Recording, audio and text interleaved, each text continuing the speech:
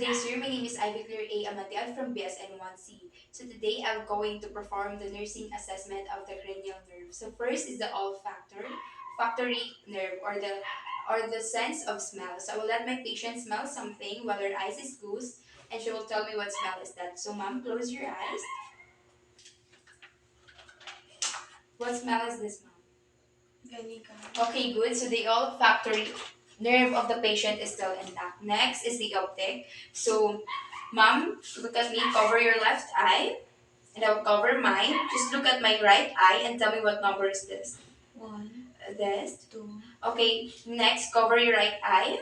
Cover mine. Just look at my left eye and tell me what number is this. three, This. four. Okay, good. So the optic nerve of the patient is still intact. The third is the oculomotor nerve.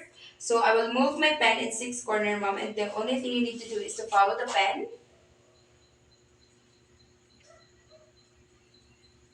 Okay, good. So the oculomotor nerve of the patient is still intact since she followed the pen without involuntary shaking. The fourth is the trochlear. So we will see if there's a constrict in light. So, ma'am. Okay, good. So the contractular nerve of the patient is still intact since there is a constructing in light. So the fifth is the trigeminal. So we'll check the masseter in the temporal lobe of the patient. So ma'am, clench your teeth, open your mouth against resistance. Okay, good. So since the patient opened her mouth against resistance with ease, so that means her trigeminal nerve is still intact. So the sixth is the abducens. So I will move the pen closer to your nose, and the only thing you need to do is to follow the pen. Okay, good. So the abducens nerve of the patient is still intact since the eyes of the patient crossed against crossed, so that means her abducens nerve is still intact. So the seventh is the facial. So close your eyes, ma'am. Open, smile, pop your cheek.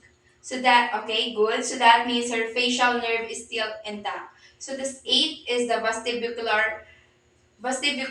So I will cover your left ear, ma'am, and I will whisper the other side.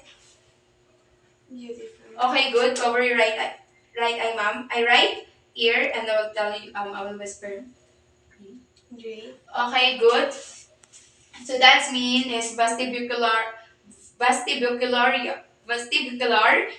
nerve is still intact since you heard what I have said. The nine is the glossopharyngeal. I will let the patient say ah, and we'll see if her uvula moved up. So say ah, ma'am. Okay, good. So the glossopharyngeal nerve of the patient is still intact since her uvula moves up. So the 10 is the vagus. So I will let the patient swallow. Since the patient swallow with ease, that means her vagus nerve is still intact.